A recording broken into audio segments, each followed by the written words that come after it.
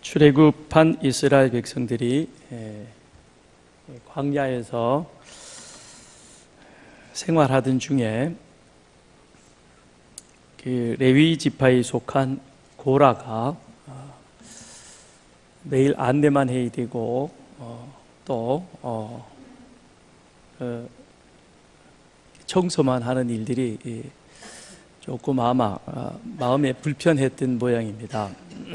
그래서 왜 우리는 같은 레위 후손인데 아론은 폼나는 옷 입고 왔다 갔다 해야 되고 우리는 안내만 해야 되느냐, 좀 뭐가 잘못된 것 같다. 그래가지고 그 옆에 있던 르우벤 자손 장자죠, 그들을 꼬드깁니다. 야, 너희는 뭐냐, 명색이 장자 아니냐.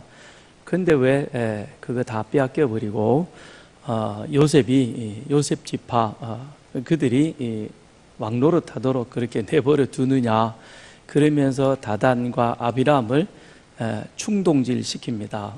그래서 이들이 한 패를 만들어 가지고 마침내 모세와 아론을 그렇게 대적하게 하는 것이죠.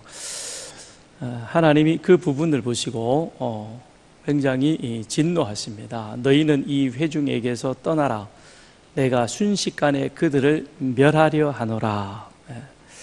그리고는 땅이 열려가지고 이 고라와 다단 그들과 함께했던 그 반역한 무리들을 땅이 삼켜버리게 만드는 것입니다. 끔찍한 일이 일어났습니다. 이스라엘이 가나안에 들어가고 그리고 사울을 이어서 다윗이 통일 이스라엘의 그런 왕이 됩니다. 다윗이 하나님의 함께 하심으로 말미암아 나라가 안정이 되어지고 국경은 더 확장되어지고 그래서 참 평온한 삶을 살아갑니다. 그러던 중에 이스라엘이 암몬하고 전쟁을 하던 그런 때였습니다. 전쟁의 때이면 의당 왕이 나가서 군사들이 전쟁을 하는 그 앞에 서서 전쟁을 독려하도록 그렇게 해야 합니다. 그런데 어쩐 일인지 이번 암몬과의 전쟁에서 다윗은 전쟁터에 나가지 않습니다. 그리고는 예루살렘에 머물면서 잔뜩 게으름을 피웁니다. 그러다가 그만 발을 헛디디게 되는 것이죠. 그래서 우리아의 아내 바세바를 범하는 그런 큰 실수를 저지르게 됩니다. 그런데 나중에 자신이 한 일이 탄로나게 생겼습니다. 바세바가 나 임신했어 그러면서 문자를 보낸 거예요. 그러니 그때 문자 없었어요. 다급해졌습니다. 어떻게 해야 되느냐, 이 일을 수습해야 되는데, 그래서 다윗이 된 꾀가 이 충실한 신하 우리아를 전쟁터에서 마치 전사한 것처럼 그렇게 일을 꾸며서 우리아를 죽여버립니다. 그리고는 혼자 된 바세바를 데려다가 자기의 아내로 그렇게 삼습니다. 그런데 하나님이 이 모습을 보시고 별로 좋아하지 않습니다. 그 장례를 마침에 다윗이 사람을 보내 그를 왕궁으로 데려오니 그가 그의 아내가 되어 그에게 아들을 낳으니라. 다윗이 행한 그 일이 여호와 보시기에 악하였더라. 다윗이 한 그 일이 여호와 보시기에 악하였더라. 그 하나님이 어떻게 하십니까? 다윗에게 나단 선지자를 보내서 그의 잘못을 책망하면서 그 다음 하나님의 징계를 선언하게 하는 것입니다.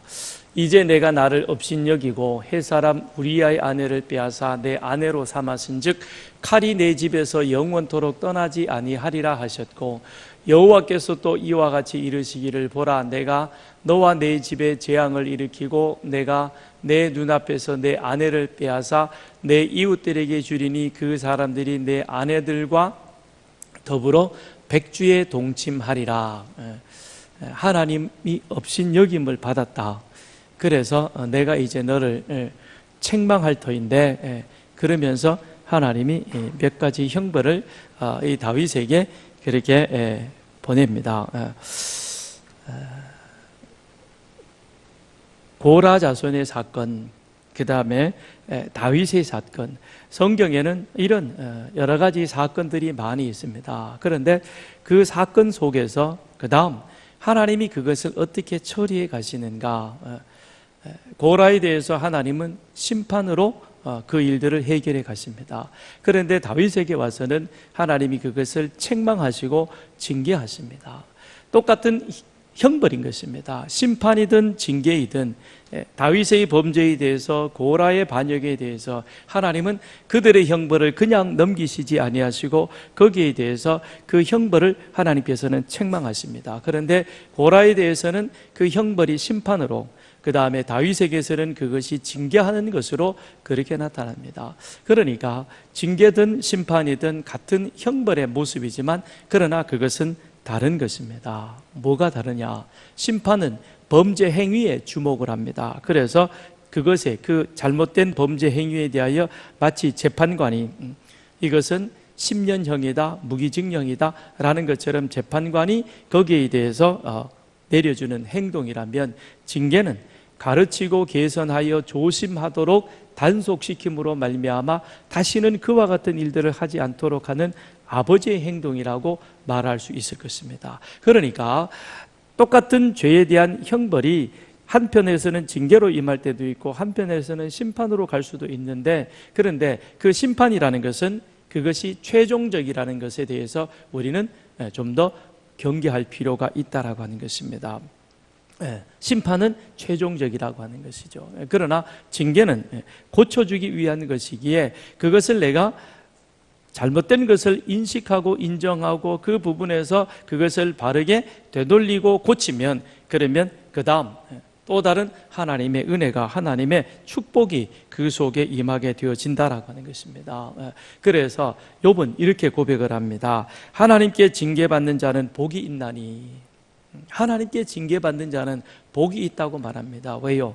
징계라고 하는 그 교훈적 가르침을, 그것을 내가 잘 깨달아 알고, 그리고 이것이 아니구나, 이것은 잘못되어진 거구나, 그러니까 이제는 내 길을 돌이켜야 되겠다, 바른 길로 가서, 그래서 그 하나님이 원하시는 그와 같은 삶을 살아가게 되어지면, 그러면 하나님은 아프게 하시다가도 싸매시고 상하게 하시다가도 그의 손을 고치시고, 그리하여 마침내 우리를 복받을 만한 그와 같은 온전한 그릇으로 우리를 예비시켜 주신다, 그렇게 말하고 있는 것입니다. 그러므로 우리에게 있어서 우리는 다 불완전하기 때문에 실수가 많은 자들입니다. 실수하고 잘못될지라도, 그럴지라도 우리는 말씀 앞에 서서 그 말씀 앞에서 그것이 주는 교훈을 깨닫는 것이 중요한 것입니다. 하나님이 때리실 때 그것을 깨달아 그리하여 회개하고 그 길을 돌이켜 그리하여 잘못된 길에서 나오면 그 다음엔 하나님이 싸매어 주십니다. 고쳐주십니다. 그리고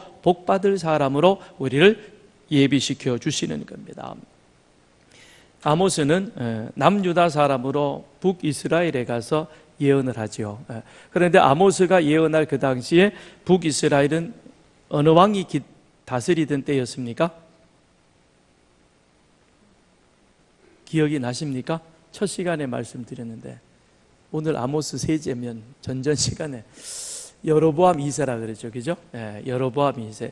여로보암 2세는 남북 왕조를 통틀어서 솔로몬 다음 가는 가장 번성한 그와 같은 풍요로운 때였습니다. 그런데 이런 풍요로운 때에 같이 함께 따라오는 것이 바로 그런 부패라고 하는 것이죠. 사회적 그리고 죄악적 타락이 그 속에 같이 반드시 함께 따라오는 것을 우리는 경계해야 할 것입니다.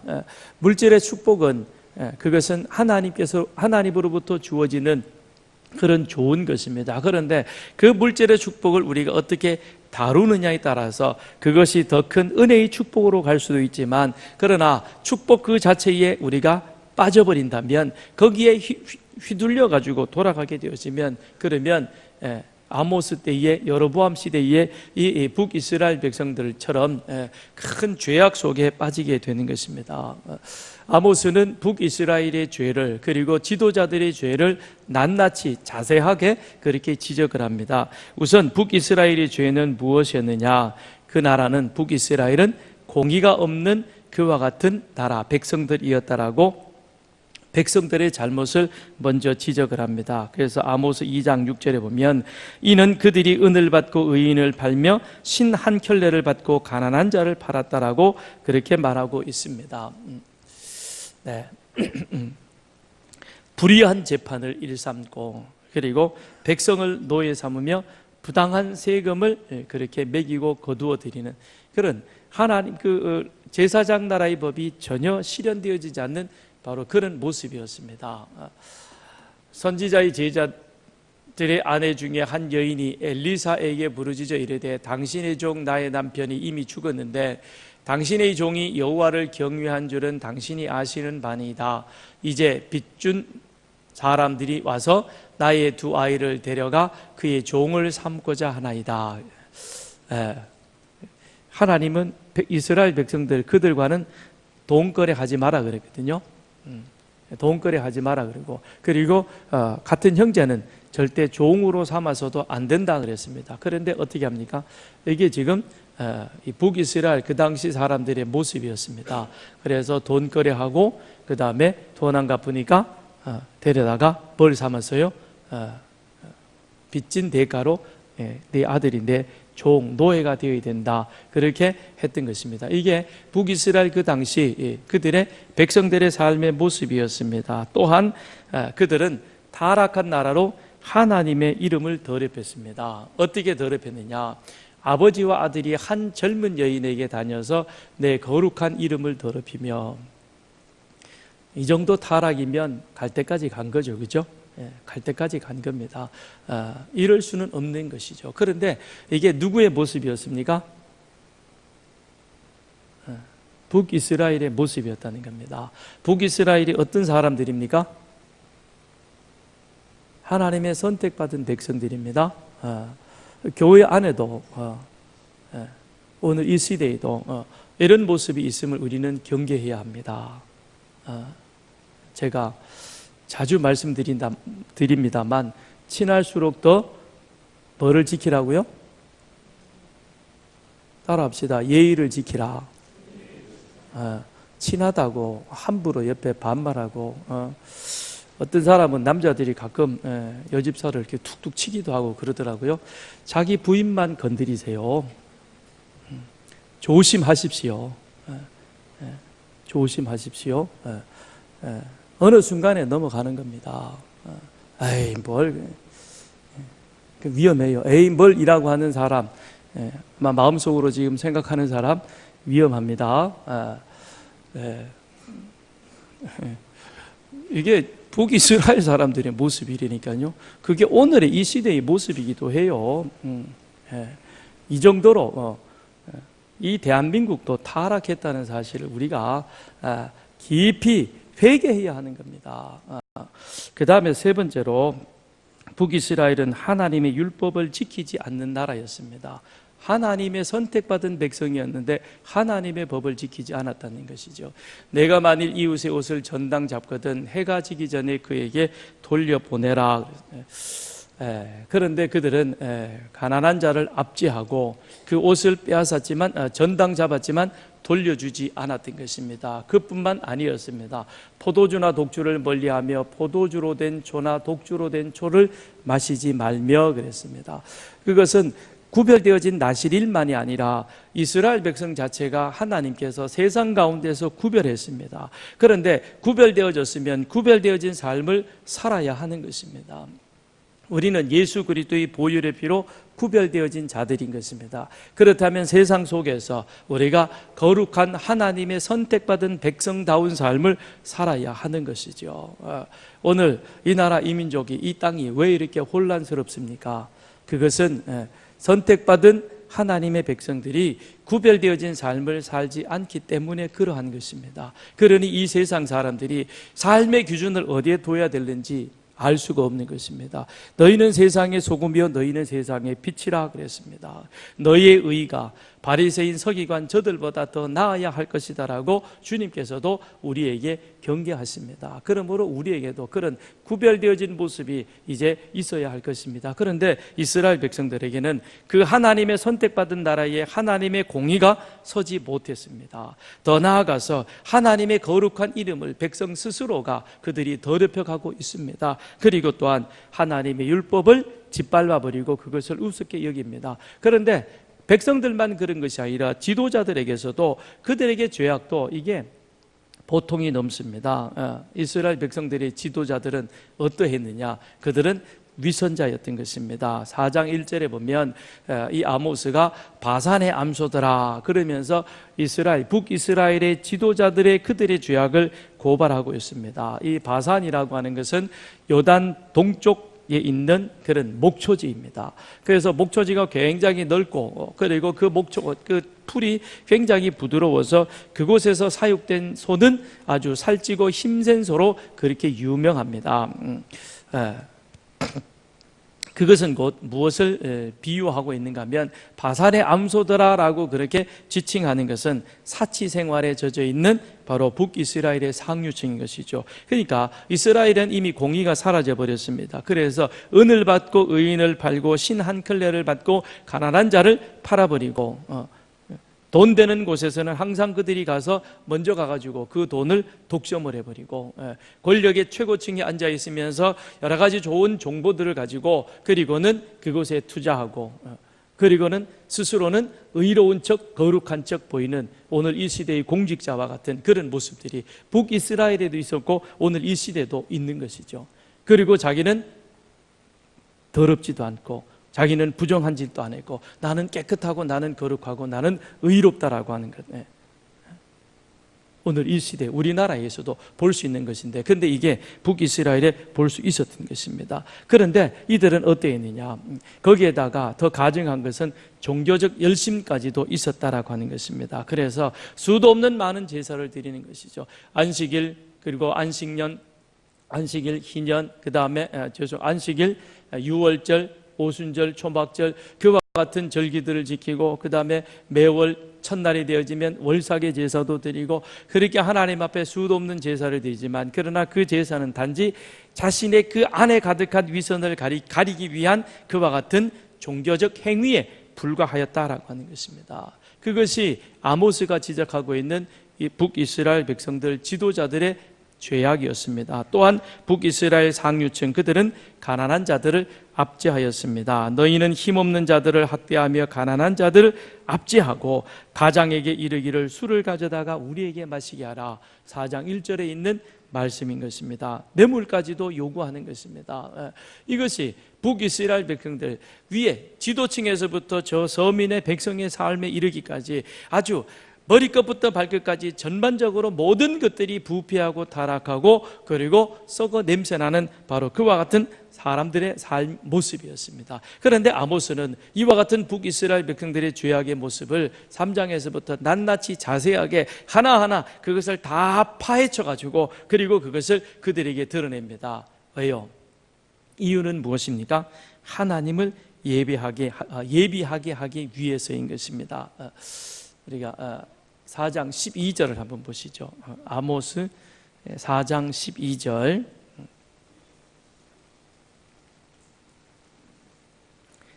같이 읽습니다. 시작. 그러므로 이스라엘아 내가 이와 같이 내게 행하리라. 내가 이것을 내게 행하리니 이스라엘아 내 하나님 만나기를 준비하라. 하나님 만날 것을 예비시켜주기 위해서 그러기 위해서 지금 아모스 선지자는 이스라엘 백성들 상류층에서부터 시작을 해서 일반 서민 저 이름 없는 백성 그 한 사람의 죄까지 다 드러내는 것입니다. 그거는 이스라엘이만큼 타락했다는 것이 아니라 자 지금 우리들의 현 상태가 어떠하냐 그러니 우리가 지금 이 상태에서 어떻게 해야 할 것이냐 하나님의 말씀 앞에서 하나님 앞에서 다시 서서 우리가 하나님 앞을 어떻게 바라볼 것인가 하나님 만나기를 예비하게 하기 위해서이다라고 하는 것이죠. 그것은 지금이라도 늦지 않았다는 것입니다.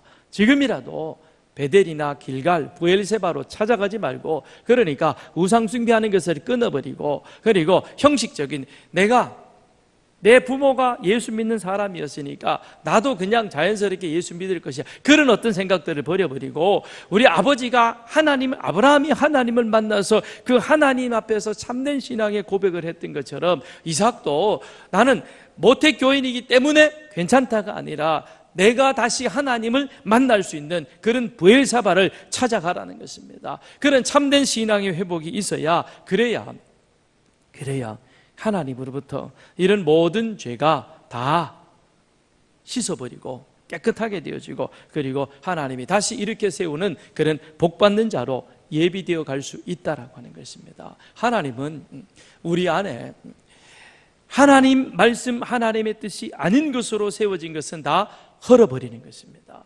인본적이고 인본주의적이고 인간적인 생각들로 가득 채워져 있는 우리 것들을 하나님은 다 헐어버리십니다. 왜요?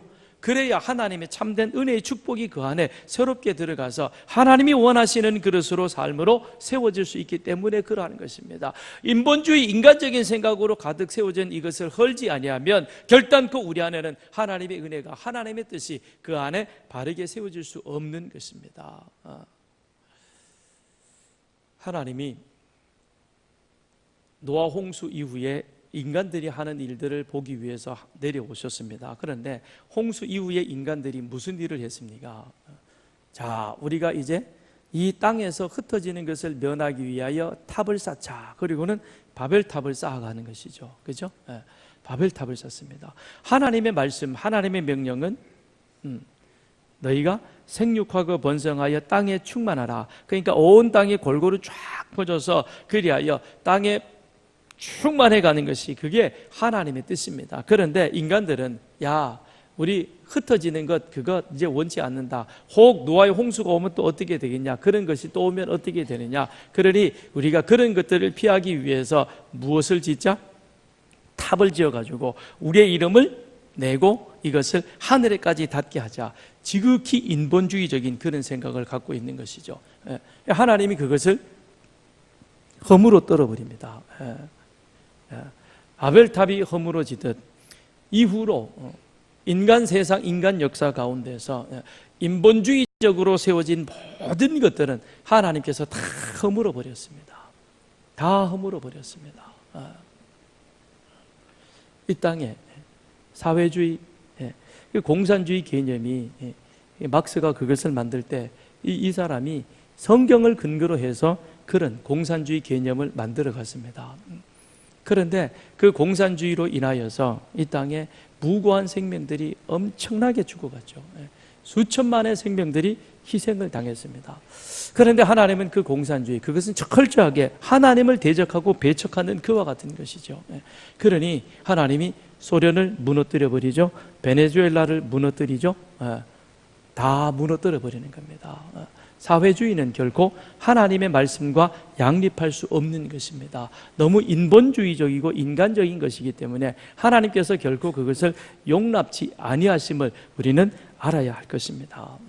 아모스 선지자가 지금 이제 너희들의 상황이 이러니까, 그러니 그 인본주의적이고 죄악되고 부패한 상황 속에서 이제 그런 것들을 다 헐어버리고 버리고 던져버리고 그리고 하나님 앞으로 다시 돌아오라라고 그렇게 외칩니다. 그런데 이들은 돌아오지 않습니다. 돌이키지 않습니다. 흉년이 와도 돌이키지 않습니다. 비가 내리지 않아도 그들은 깨닫지 못합니다. 메뚜기 재앙이 오고 전염병이 돌아도 이게 이제 하나님의 징계가 시작되었구나, 이 하는 사실을 이들이 깨닫지 못했다라는 것입니다. 그래서 그들은 회개하지 않고 돌이키지 않는 거예요. 돌이키지 않는 거예요. 어느 정도였느냐? 이 북이스라엘 사람들은 소돔과 고모라 백성처럼 회개하지 않았습니다. 숱한 하나님으로부터의 징계를 받았음에도 불구하고 끝내 하나님의 백성 되기를 거부하는 것이죠. 그리고는 그들이 만들어 세웠던 그 인본주의 인간적인 것들을 끝까지 붙들고 나갑니다. 그러니 하나님이 어떻게 하십니까? 그것을, 그들이 붙잡고 있는 모든 것들을 다 헐어버리는 겁니다. 다 헐어버리고 이제 다시금 하나님께서 새로운 것들로 그들 가운데 세워주시는 것. 그러니 결국 북이스라엘은 아수르에 의해서 기원전 722년에 멸망당하게 되는 것입니다. 그리고 사방으로 흩어져서 사마리아인이라고 하는 불명예스러운 이름을 그들은 얻게 되는 것입니다. 9장 1절로 가서 보면, 아모스 9장 1절에 보면, 내가 보니 주께서 제단 곁에 서서 이르시되, 내가 보니 아모스가 무엇을 보고 있습니까? 제단 곁에 서 계신 주님을 보고 있습니다. 근데 그 주님께서 지금 무엇을 하고 있습니까? 9장 1절에 계속해서 보면 중간에 내가 그 남은 자를 칼로 죽이리니 그 중에서 한 사람도 도망하지 못하며 그 중에서 한 사람도 피하지 못하리라. 하나님이 그들의 삶 가운데 인간적으로 세워놓았던 하나님을 대적하기 위해서 만들었던 인본주의 것을 다 헐어버리고, 그리고 하나님께로 돌아오라고 하나님께서 엘리사를 숱한 선지자들 그들에게 보내서 그리고 전하게 하셨고, 그래도 깨닫지 못하니까 그 다음 흉년도 보내고 기갈도 보내고 그 다음엔 전염병도 보내고, 그래서 그들을 깨우치고 돌이키려고 했지만 돌아오지 않으니까 그 다음에 어떻게 합니까? 하나님께서 직접 이제 개입하셔서 북이스라엘이 세워놓았던 모든 인본주의적인 것들을 다 허물어 버리는 겁니다. 다 헐어버리는 거예요. 다 헐어버리는 겁니다. 그래서 내가 그 남은 자를 칼로 죽이리니 그 중에서 한 사람도 도망하지 못하며 한 사람도 피하지 못하리라. 징계가 왔을 때에 그것을 빨리 깨닫고 돌이켜야 되는데 그 징계 속에 머뭇거리면 그 다음엔 하나님의 최종적인 심판이 임하게 되는 것입니다. 그 심판 속에는 이제 더 이상 회개도 돌이킬 기회도 없다라고 하는 것입니다. 그래서 하나님께서 하나도 남기지 아니하고 한 사람도 피하지 못하고 다 그 모든 것들을 하나님께서 헐어버리십니다. 그런데 아까 제가 말씀드렸듯이 징계 속에는 교훈이 있다고 그랬죠. 하나님께서 헐어버리고 하나님께서 다시금 새롭게 세우려는 하나님의 새로운 역사가 그 속에 있는 것입니다. 그래서 다 하나님께서 인간의 모든 것들은 다 헐어버리고 그것을 다 파하지만, 그러나 9장 8절에 보면 보라, 주 여호와의 눈이 범죄한 나라를 주목하노니 내가 그것을 지면에서 멸하리라. 인본주의적인 것들은 헐어버립니다. 그러나 여기 이제 대단한 반전이 있는 것이죠. 그러나 야곱의 집은 온전히 멸하지는 아니하리라. 야곱의 집은 온전히 멸하지 아니하리라. 그러면서 그 하나님께서 그 다음 11절로부터 15절에 보면 하나님께서 다시금 북이스라엘 그들을 회복시키는 하나님의 약속이 그 속에 있는 것입니다. 그런데 거기에 보니까 하나님께서 뭐라고 말씀하고 있습니까? 그러나 내가 북이스라엘이 세운 인본주의 인간적인 것들은 다 헐어버리겠지만 그러나 야곱의 집은 온전히 멸하지 아니하리라 그랬습니다. 북이스라엘을 심판하는 중에 하나님께서는 무엇을 말씀하고 있습니까? 야곱을 말씀하고 있습니다. 야곱은 이스라엘을 말해주고 있는 것이죠. 그렇다면 왜 하나님이 야곱을 말씀하고 있습니까? 야곱하면 우리에게 생각나는 것은 하나님의 주권적 선택이라고 하는 것이죠. 이삭에게 두 아들이 있습니다. 그런데 하나님은 에서를 패하시고 야곱을 선택을 하셨습니다. 이사야 41장 8절로 9절에도 그러나 나의 종도 이스라엘아, 내가 택한 야곱아, 나의 벗 아브라함의 자손아, 내가 땅 끝에서부터 너를 붙들며 땅 모퉁이에서부터 너를 부르고 내게 이르기를 너는 나의 종이라, 내가 너를 싫어하여 버리지 아니하였다. 하나님께서 야곱을 선택하신 것은 그가 의롭고 착하고 선해서가 아닌 것입니다. 거룩해서 하나님이 야곱을 선택하신 것이 아니라 야곱은 가장 인간적이고 인본적이고 거짓말하는 정말 지극히 인간적인 그와 같은 야곱이지만, 그러나 하나님은 그 야곱을 선택하셔서 그 안에 있던 인간적인 것들, 세속적인 것들을 다 헐어버리는 것이죠. 다 헐어버립니다. 그리고 야복강에서 새로운 이스라엘로 이 야곱을 거듭나게 하셨듯이 지금 하나님을 대적하고 하나님의 명령을 거스리고 있는 그와 같은 북이스라엘을 이제 하나님께서는 징계하시고, 그렇지만 징계하시는 거로 끝나는 것이 아니라 그 안에서 그들을 새롭게 회복해 가시겠다는 것입니다. 그래서 8절에 보면 그러나 야곱의 지금은 온전히 멸하지 아니하리라. 뭡니까?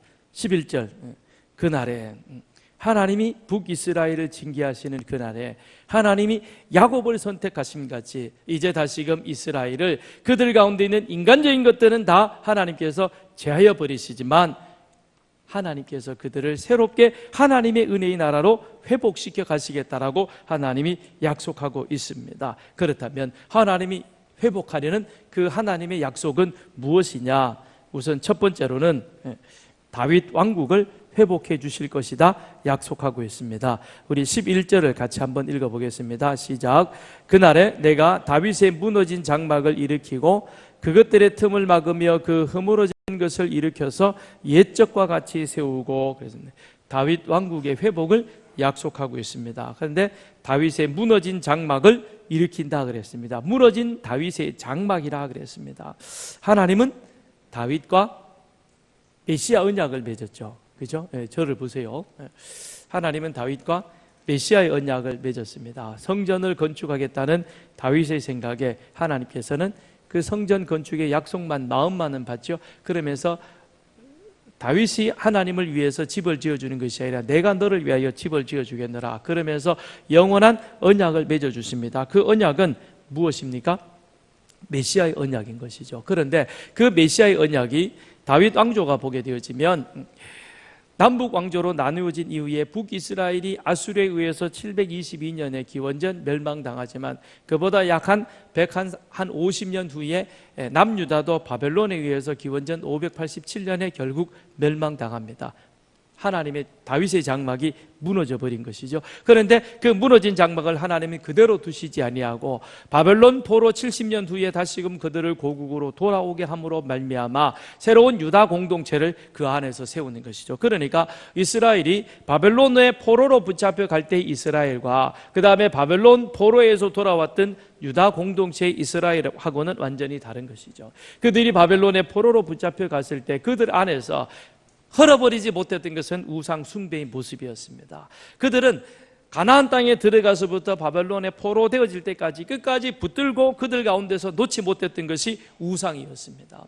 결국 우상 때문에 이스라엘은, 남유다는 망할 수밖에 없었습니다. 그런데 그들은 바벨론의 포로로 붙잡혀 가서는 우상이 별것 아니라는 사실을 그 속에서 분명하게 깨닫게 되는 것입니다. 여호와 하나님만이, 그 이름만이 유일한 것이요 최고이다라는 사실을 깨닫게 되는 것이죠. 그리고 돌아오면서 더 이상 이스라엘 백성들은 우상 숭배하지 않습니다. 그래서 하나님이 원하시는 바벨론 포로의 70년 교육의 결과 그들은 극상품 무화과 열매로 거듭나게 되는 것이죠. 그래서 무너진 다윗의 장막이 무너졌지만 하나님께서 그것을 일으키고 그것들의 틈을 사탄이 끊임없이 교회를 무너뜨리기 위해서 여러 가지 모양, 여러 가지 방법으로 지금도 활동하고 있지만, 그러나 하나님께서 그 틈을 막으시고 그 허물어진 것을 일으켜서 그리하여 옛적과 같이 세우시고 다윗의 장막을 회복시켜 그리하여 다윗 왕국, 결국 하나님께서는 여자의 후손으로, 아브라함과 다윗에게 약속하셨던 그 여자의 후손으로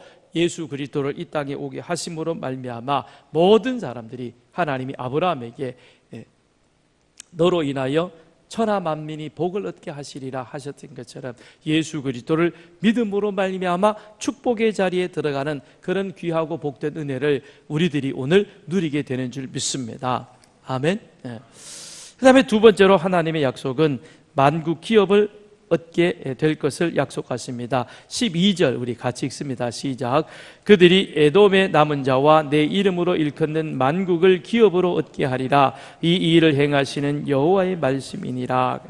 내 이름으로 일컫는 만국을 기업으로 얻게 될 것이라. 이것은 영토의 회복을 말해주는 것이 아니라 만국의 세상 만국 백성들이 다 이제는 하나님을 인정하고 하나님의 통치하에 있는 하나님의 나라가 확장되어 가는 것을 의미해 주고 있는 것입니다. 율법은 유대인들에게만, 이스라엘 백성들에게만 주어졌습니다. 그러나 예수 그리스도의 복음은 모든 백성, 모든 나라, 모든 민족에게 주어진 것이죠. 그렇죠? 그래서 우리가 예수 그 이름으로 말미암아 십자가에 달려 돌아가시고 부활하셔서 지금 하나님 우편에 계신 그 예수 그리스도 복음, 그 이름으로 우리는 구원받아 하나님의 자녀가 되어지는, 하나님의 자녀 되었다는 것은 내가 하나님의 통치 다스림하에 있다는 것이요, 그것이 곧 내 이름으로 일컫는 만국을 기업으로 얻게 될 거는 그런 은혜의 축복을 우리들이 누리게 되는 줄 믿습니다. 그 다음에 세 번째 하나님께서 회복하시는 약속은 13절입니다. 포도원의 밭에 풍성한 수확이 있을 것을 약속해 주십니다. 같이 읽습니다. 시작. 여호와의 말씀이니라. 보라, 날이 이를지라. 그때에 파종하는 자가 곡식 추수하는 자의 뒤를 이으며 포도를 밟는 자가 씨 뿌리는 자의 뒤를 이으며 산들은 단 포도주를 흘리며 작은 산들은 녹으리라. 네. 아모스 선지자가 북이스라엘을 징계하면서 그러면서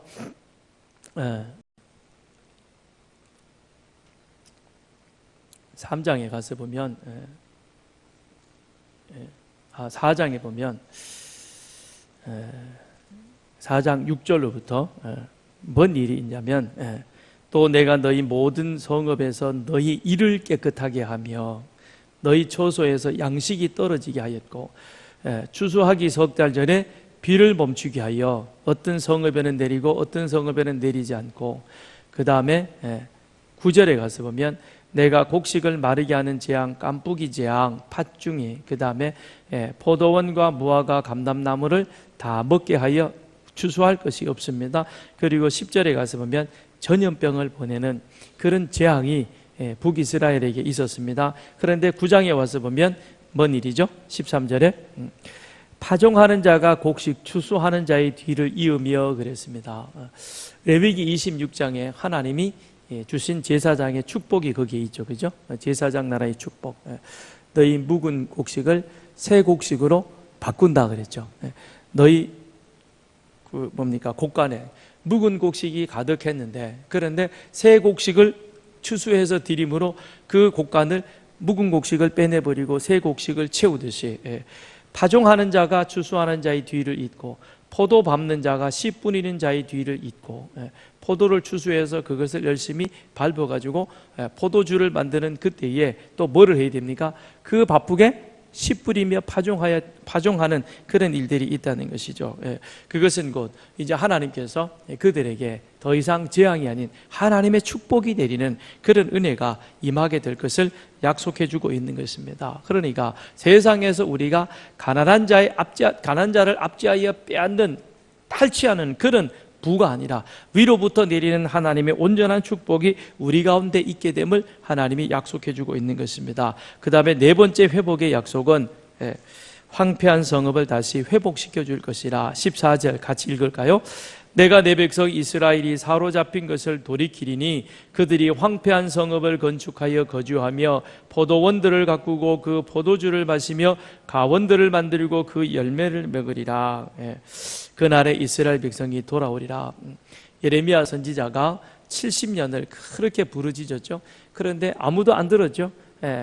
결국에는 포로로 붙잡혀 갔다가 예루살렘 성이 무너진 걸 보고야 진짠가 보다. 그리고 나중에 가서 그들이 에스겔을 통해서 열심히 교육을 받습니다. 그리고 나서 정말 하나님의 약속대로 70년 후에 그들이 바벨론에서 유다로 돌아오게 되어집니다. 그리고 나서는 어떻게 합니까? 스룹바벨이 무너진 다윗의 성전을 다시 회복하고 그 가운데 다음에 느헤미야 가서 성벽을 회복하면서 그러면서 두로의 상인들이 들어와서 이 이스라엘이 옛날의 그 부귀와 번성함이 회복되어 감같이 하나님께서 그들을 반드시 회복시키겠다 그렇게 약속하십니다. 그 약속이 그대로 이루어지게 되는 것을 우리는 성경을 통하여 확인할 수 있습니다. 그 다음에 마지막 다섯 번째는 하나님께서 무엇을 약속하고 있는가?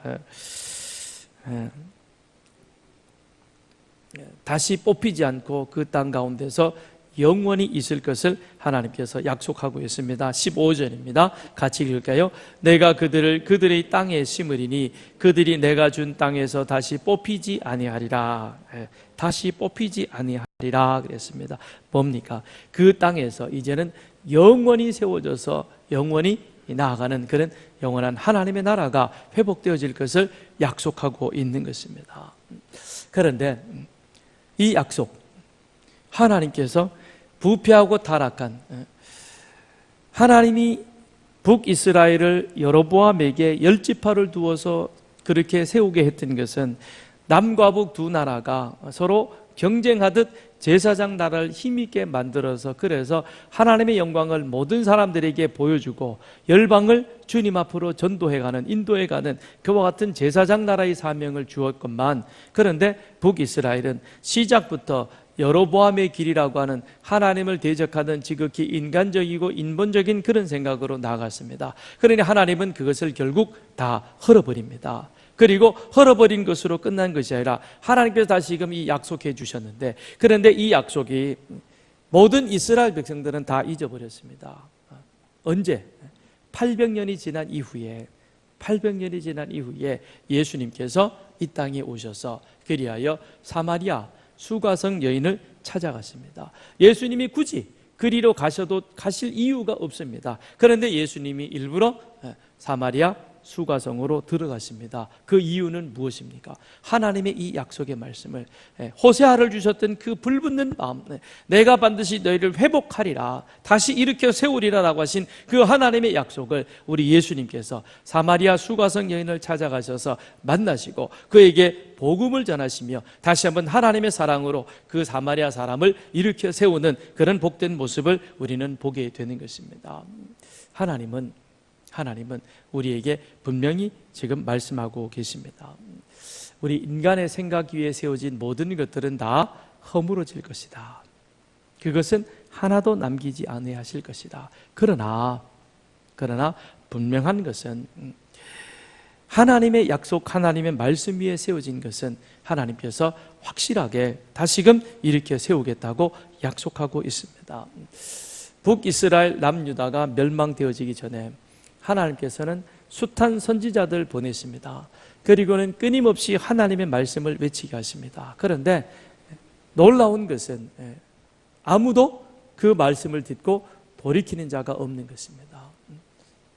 인간의 수고와 인간의 노력으로는 결코 우리 안에 새로운 것을 일으켜 세울 수 없습니다. 그러나 하나님은 약속하십니다. 우리 인간은 하지 못하지만, 우리 인간의 행위에게는 구원의 가망성은 보이지 않지만, 그러나 하나님께서는 흩으셨던 그들 가운데 아브라함을 선택하시고 그리고 우리에게 메시아의 약속을 확인시켜 가시며 그것을 이루어 가심 같이 이 모든 것들의 회복은 하나님 주권하에 그것이 이루어지게 되는 줄 믿습니다. 오늘 우리 앞에 펼쳐지고 있는 이 일들이 우리를 상당히 혼란스럽게 할지라도, 그러나 이 땅의 주권, 이 대한민국의 경영자는 하나님이신 줄 믿습니다. 하나님께서 이 나라를 다시금 회복시켜 가실 줄 믿습니다. 그러나 회복시켜 가는데 필요한 것은 우리가 우리의 삶을 되돌려서 하나님 앞에, 말씀 앞에 바르게 서는 것입니다. 그때에 하나님께서는 그들 한 사람 한 사람을 통해서 다시금 우리를 새롭게 일으켜 세우시고 하나님의 약속을 우리 가운데 펼쳐가게 될 줄 믿습니다. 그런 소망이 오늘